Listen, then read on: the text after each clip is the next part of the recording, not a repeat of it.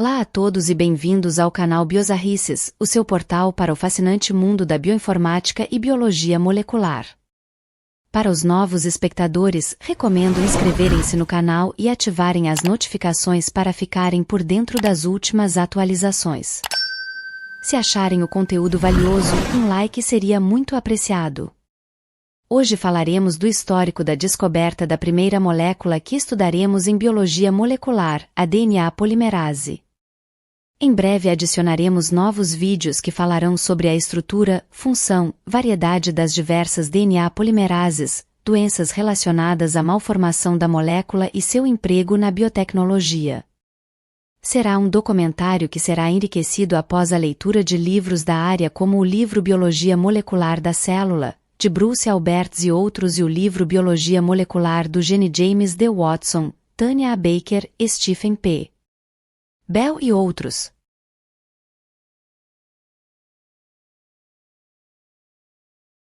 Em meio ao século XX, o palco estava montado para uma das mais impactantes descobertas da biologia molecular, a DNA polimerase. Esta narrativa começa não como um único momento de iluminação, mas como o culminar de décadas de pesquisa e curiosidade sobre os fundamentos da hereditariedade e a intricada estrutura do DNA. O contexto histórico dessa saga científica nos leva de volta ao alvorecer do século XX, uma era pontuada por avanços significativos que redefiniriam nosso entendimento da genética e da bioquímica.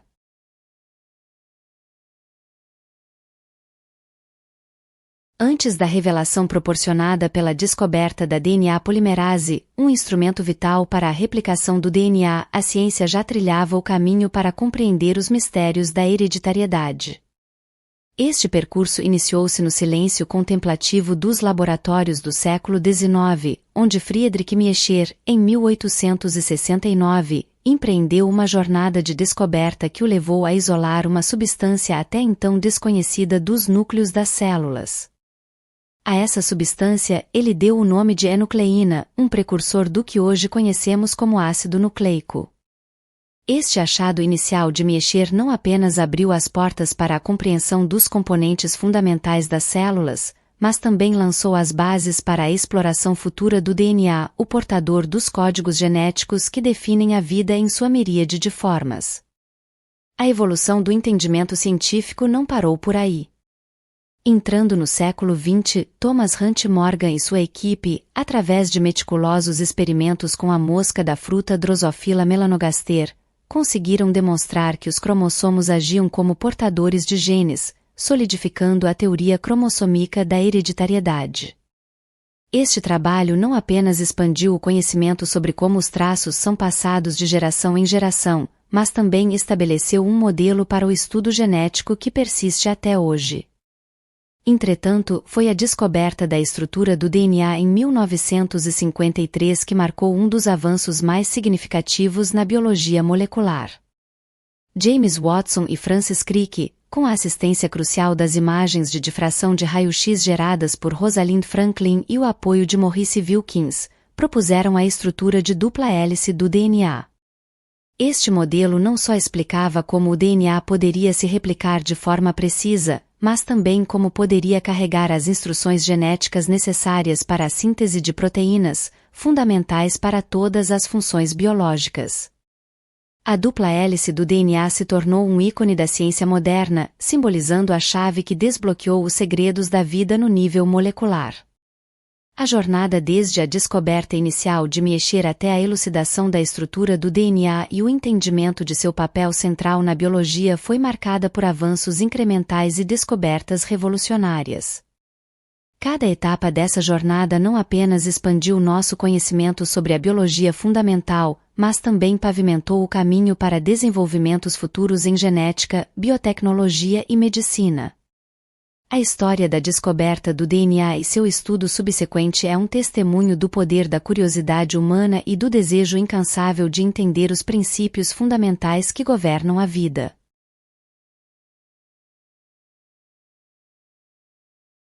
No imenso domínio da ciência, aonde cada molécula desvenda os enigmas da existência, a Odisseia de Arthur Kornberg e sua equipe emerge como um episódio emblemático na análise da biologia molecular. Durante a década de 1950, estes visionários desafiaram o desconhecido, isolando, pela primeira vez, a enzima DNA polimerase a partir de células bacterianas.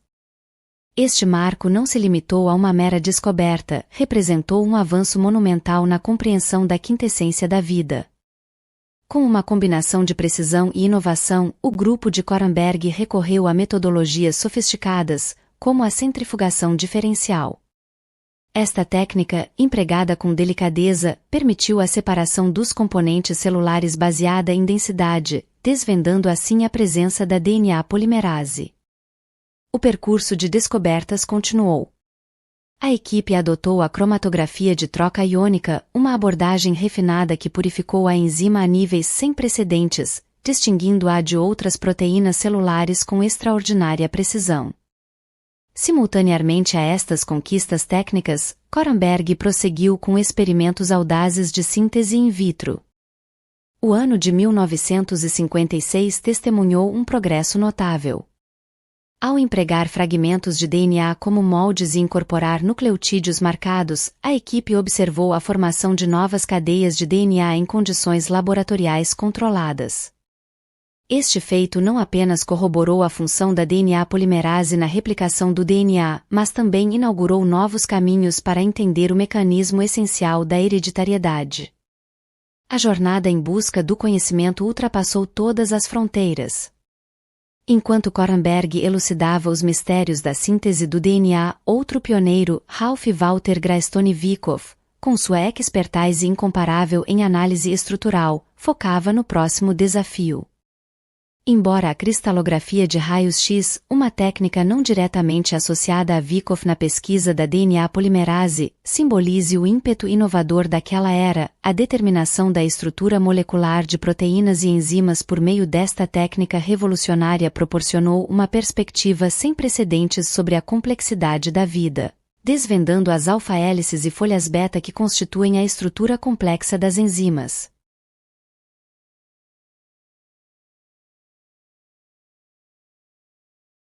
Em 1956, Arthur Coramberg e sua equipe fizeram história ao publicar o primeiro estudo documentado sobre a síntese de DNA na Biochimica e Biofísica Acta. Eles descobriram que a DNA polimerase é capaz de adicionar timidina, marcada com carbono radioativo, ou seja, carbono 14, a uma cadeia de DNA em formação. Esse processo inovador foi realizado em um experimento que empregava enzimas parcialmente purificadas, ATP e DNA como E', desafiando a compreensão anterior de que a DNA polimerase poderia iniciar a síntese de DNA sem um guia, sugerindo que a outra fita de DNA atua como um molde para indicar o início da polimerização de novas cadeias. A equipe inseriu timidina marcada com carbono 14 em uma fita de DNA através de uma série de etapas enzimáticas, resultando em um produto único que era insolúvel em ácido, destruído por DNase, estável em soluções alcalinas e resistente a RNase. Esse processo destacou a especificidade e a complexidade da síntese de DNA. Na etapa de fosforilação dos nucleotídeos, uma enzima parcialmente purificada catalisou a conversão dos nucleotídeos em TTP, trifosfato de timidina, marcando um passo crucial para a subsequente síntese de DNA. Esse avanço permitiu uma compreensão mais profunda do mecanismo pelo qual a DNA polimerase opera. Arthur Coramberg e sua equipe realizaram pesquisas inovadoras com Escherichia coli, revelando detalhes cruciais sobre a síntese de DNA.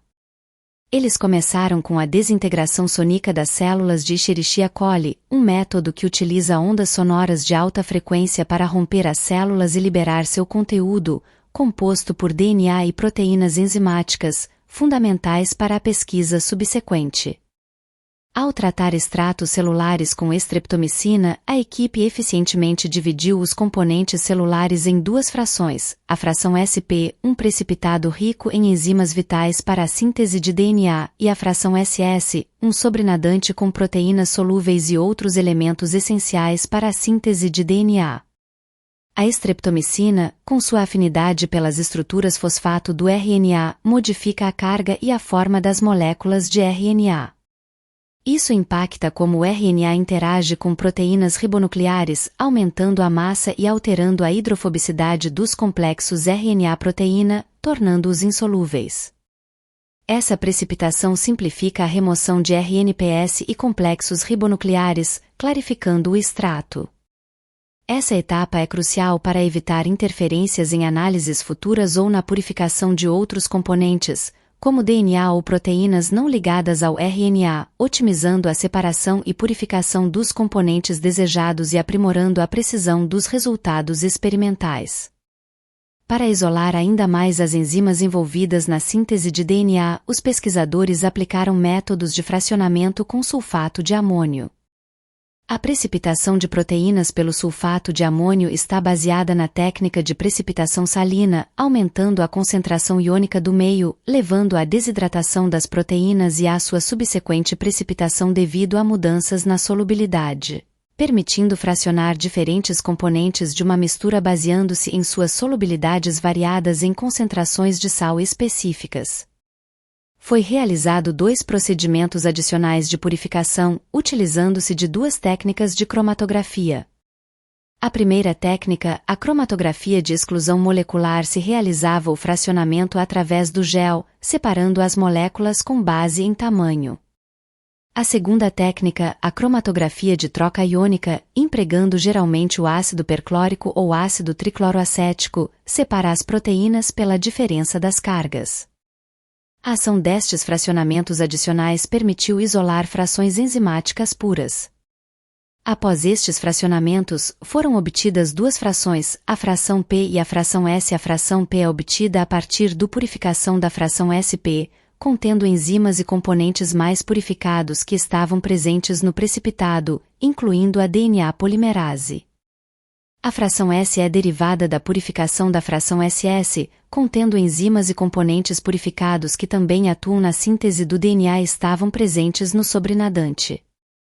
O próximo passo envolveu o preparo do DNA para servir como molde, processo realizado pelo aquecimento da fração P, o que resultou na geração 1E' ativo, separando as 2 fitas de uma molécula de DNA com o rompimento das pontes de hidrogênio, uma etapa essencial para iniciar a síntese de DNA pela DNA polimerase. Com todos os componentes necessários preparados, a equipe montou um sistema completo de síntese de DNA, incluindo as frações P e S, ATP, timidina marcada com carbono radioativo, TTP, íons magnésio como cofatores, e um buffer de glicina para manter o pH apropriado. A inclusão de timidina marcada com carbono radioativo permitiu à equipe rastrear a incorporação dessa base no DNA, oferecendo um método quantitativo para medir a síntese de DNA. Após o experimento, sistema de reação foi tratado com DNase pancreática. Ao adicionar DNase no sistema de reação após a síntese de DNA, Korenberg mostrou que tanto o DNA molde quanto o DNA recém-sintetizado eram sensíveis à degradação pela DNase. Isso indicou que o produto da reação era, de fato, DNA, que havia sido sintetizado usando um molde de DNA. A sensibilidade do produto de reação à DNase ajudou a confirmar que o material sintetizado era DNA e não algum outro polímero. Se o produto não fosse degradado pela DNase, poderia ser argumentado que o produto não era DNA ou que a reação não havia ocorrido como esperado. É bom deixar claro que o conceito de primers de agora é diferente do conceito empregado por Arthur Korenberg na sua época. Os E-primers naquela época eram, de fato, os próprios DNAs moldes naturais que forneciam os pontos de início para a adição de nucleotídeos pela DNA polimerase. Esses moldes de DNA apresentavam extremidades 3O livres que eram necessárias para que a DNA polimerase 1 iniciar a síntese de uma nova cadeia de DNA complementar ao molde. Portanto, a noção de um primer era implícita na estrutura de cadeia dupla do DNA molde, que a enzima utilizava para iniciar a síntese. Hoje, os primers são oligonucleotídeos de cadeia simples, sintetizados artificialmente, que são especificamente desenhados para se ligarem a regiões complementares do DNA-alvo. Eles são fundamentais para técnicas modernas de biologia molecular, como a reação em cadeia da polimerase, PCR, sequenciamento de DNA e CRISPR-Cas9, entre outras. Os primeiros modernos são usados para direcionar o início da síntese de DNA em um ponto exato, permitindo a amplificação ou modificação seletiva de sequências de DNA específicas. Essa série de experimentos não apenas comprovou a função da DNA polimerase na síntese de DNA in vitro, mas também estabeleceu metodologias fundamentais para avanços futuros em genética e biologia molecular, expandindo significativamente nossa compreensão dos mecanismos moleculares da vida. O enunciado da tabela 1 descreve um experimento que visa determinar os requisitos para a síntese de DNA utilizando um sistema purificado, o qual é composto por extratos de Escherichia coli tratados e fracionados de maneira específica para obter componentes enzimáticos essenciais para a reação de polimerização de DNA. A tabela mostra o impacto na produção de moléculas de DNA por hora, levando em consideração um sistema completo e com remoção seletiva de componentes individuais como o ATP, o E', as enzimas presentes na fração S e as enzimas presentes na fração P. A tabela 2 do documento se refere ao experimento desenhado para explorar como os trifosfato de timidina, trifosfato de guanosina, trifosfato de citidina e o trifosfato de adenosina são convertidos ou incorporados no DNA de fagos que colonizaram Escherichia coli em condições experimentais variadas, na presença ou ausência de um ou mais nucleotídeos, e na presença do primeiro, considerando os valores com proteínas brutas totais e testadas com enzimas purificadas. O resultado mostra que a taxa de incorporação de adenina, guanina e citosina foi aproximadamente igual para a timina marcada radioativamente utilizando a fração bruta enzimática. Mas a adição de adenina, guanina e citosina apresentou baixas taxas de incorporação em comparação à timina, sugerindo a presença de diferentes enzimas para cada desoxirribonucleotídeo trifosfato. Misturas desses trifosfatos, onde individualmente cada trifosfato foi testado próximo à saturação enzimática, forneceram taxas aditivas ou superaditivas, sugerindo que diferentes enzimas atuam para cada um dos substratos e uma facilitação da polimerização por tais misturas. Esta tabela detalha o experimento que usou extrato de Escherichia coli preparada por meio de desintegração sônica, tratada com estreptomicina para colher um precipitado, que é a fração SP, e o sobrenadante, que é a fração SS. Centrifugação utilizando sulfato de amônio, cromatografia de exclusão molecular e cromatografia de troca iônica foram aplicadas nas frações SP e SS, obtendo as frações P e S, respectivamente. Expandindo seus estudos, a equipe também explorou desoxirribonucleotídeos de adenina, guanina e citosina, utilizando enzimas parcialmente purificadas de Escherichia coli. Eles cultivaram Escherichia coli em meios contendo fósforo radioativo, fósforo 32, garantindo que todos os nucleotídeos disponíveis para a replicação do DNA tivessem o isótopo radioativo no grupo fosfato. Ao infectar essas bactérias com fagos, observou-se que durante a replicação, os fagos incorporavam os nucleotídeos marcados com fósforo 32 em seu genoma, utilizando a maquinaria celular e a DNA polimerase para sintetizar novas cadeias de DNA. Após a replicação e a consequente lise das células hospedeiras, os fagos recém-formados, agora contendo DNA marcado com fósforo 32, foram coletados. Esses fagos marcados permitiram a análise do DNA fágico por autoradiografia ou contagem de cintilação, confirmando a incorporação efetiva dos nucleotídeos marcados. A estratégia de marcar nucleotídeos com fósforo radioativo destacou a atividade de polimerização da DNA polimerase, oferecendo um método visual para rastrear a formação de novas cadeias de DNA durante a replicação viral. Este enfoque não apenas comprovou a incorporação de nucleotídeos radioativos no genoma dos fagos, mas também facilitou o entendimento de como a DNA polimerase opera em um contexto biológico, contribuindo significativamente para o campo da biologia molecular.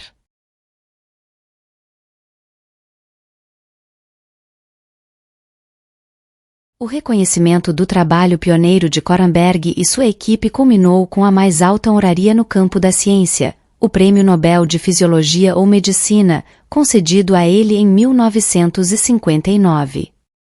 Esta distinção não apenas honrou a magnitude de sua contribuição para a ciência, mas também simbolizou o reconhecimento global da importância fundamental da pesquisa em DNA para a compreensão da vida em si.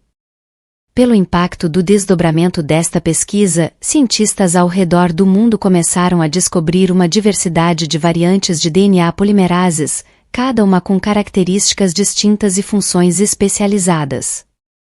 Estas descobertas abriram caminho para uma compreensão profunda dos mecanismos de replicação e reparo do DNA, revelando a complexidade e a beleza dos processos vitais que sustentam a vida.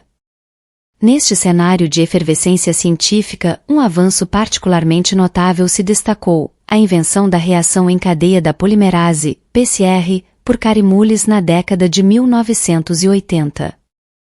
Esta técnica inovadora, aproveitando a capacidade da DNA polimerase para amplificar seletivamente sequências de DNA, rapidamente se tornou um alicerce da pesquisa biomédica. A PCR não apenas redefiniu os limites do que era possível nos laboratórios de todo o mundo, mas também democratizou o acesso à análise genética, permitindo a rápida identificação de patógenos, análise de DNA de amostras ancestrais e clonagem de genes específicos. De repente, o que antes era considerado impossível tornou-se rotina. A PCR revolucionou o diagnóstico clínico, transformou a ciência forense e abriu novas fronteiras na pesquisa biológica. Esta técnica, uma descendente direta da descoberta de Coremberg, exemplifica a incrível jornada da ciência desde a compreensão fundamental dos mecanismos de vida até a aplicação prática desses conhecimentos, alterando não apenas a ciência, mas a sociedade como um todo.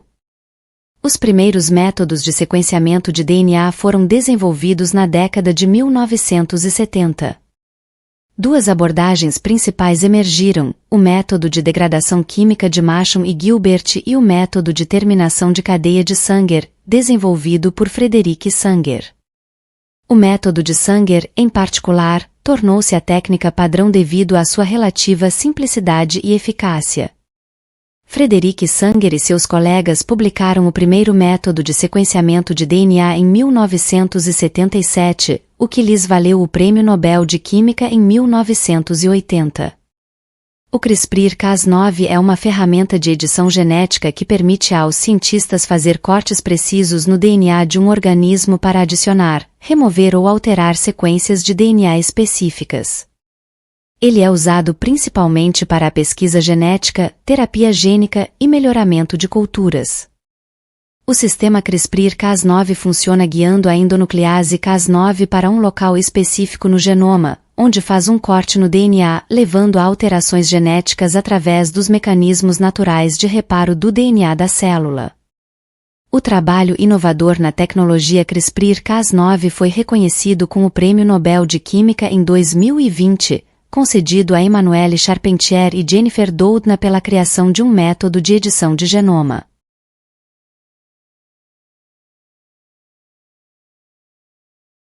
A descoberta da DNA polimerase marcou o início de avanços em engenharia genética e biotecnologia, introduzindo tanto oportunidades quanto desafios éticos significativos.